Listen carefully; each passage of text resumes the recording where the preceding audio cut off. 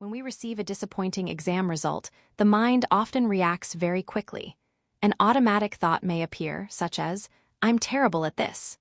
This kind of reaction feels immediate and true in the moment, but it is usually not the full reality.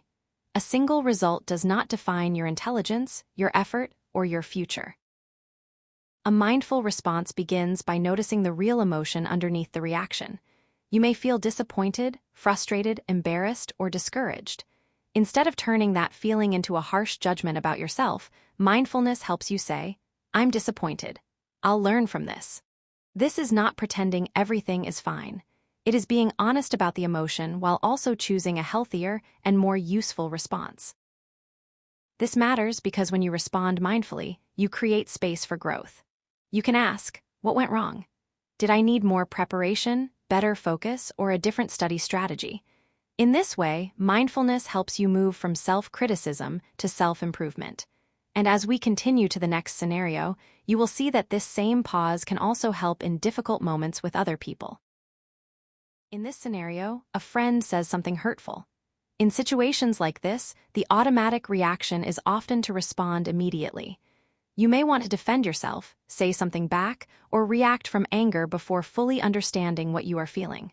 This is very common, especially when emotions rise quickly. Now connect this to the previous slide. Just as with a disappointing exam result, the first reaction is not always the wisest one. Mindfulness teaches us to pause before acting. Here, the mindful response is to stop for a moment, notice your emotions, and then choose your words carefully. You may notice anger, sadness, shock, or confusion. Simply recognizing these emotions gives you more control.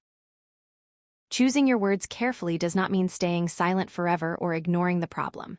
It means responding in a way that reflects your values, not just your emotional impulse.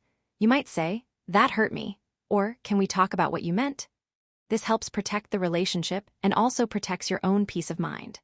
In the next scenario, we will see that mindfulness is also helpful not only in painful social moments, but also in high-pressure situations like competition.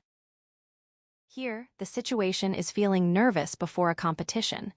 Many students think nervousness is a problem that must be removed completely, but mindfulness teaches something different.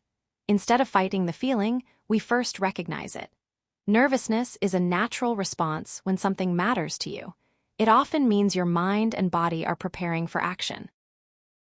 This connects well with the earlier scenarios. Whether the emotion is disappointment, hurt, or nervousness, the goal is not to deny it. The goal is to notice it and respond wisely. In this case, you can use breathing to steady yourself.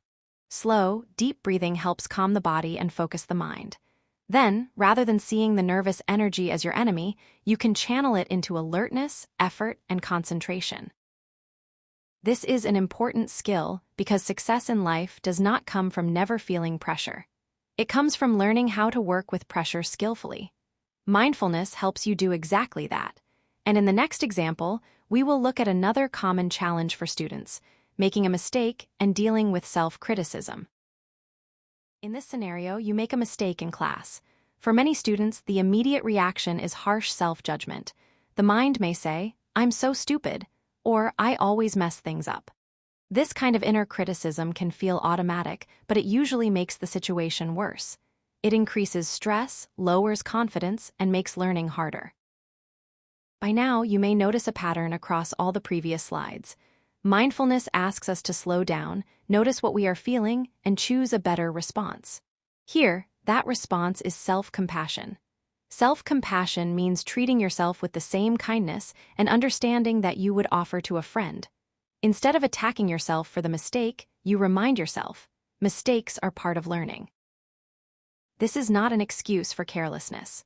It is a healthy way to recover, reflect, and keep growing. When you respond with self-compassion, you stay open to learning instead of shutting down in shame. This leads naturally to the final idea of the module, which brings all of these scenarios together. The key takeaway from this module is simple and powerful. Mindfulness does not remove emotions. It does not make you stop feeling disappointed, hurt, nervous, or embarrassed. Emotions are a normal part of being human, and they will continue to arise in school, friendships, competitions, and everyday life. What mindfulness changes is how we respond to those emotions. Instead of reacting automatically, mindfulness gives us a pause. In that pause, we can notice what is happening inside us, understand it more clearly, and choose an action that is wiser, calmer, and more helpful. That is what we saw in every scenario in this lesson: learning from disappointment, pausing in conflict, working with nervousness, and practicing self-compassion after mistakes. This is the real strength of mindfulness. It does not control life for you, but it helps you meet life with greater awareness and balance. And the more you practice this skill, the more naturally you will be able to respond instead of react.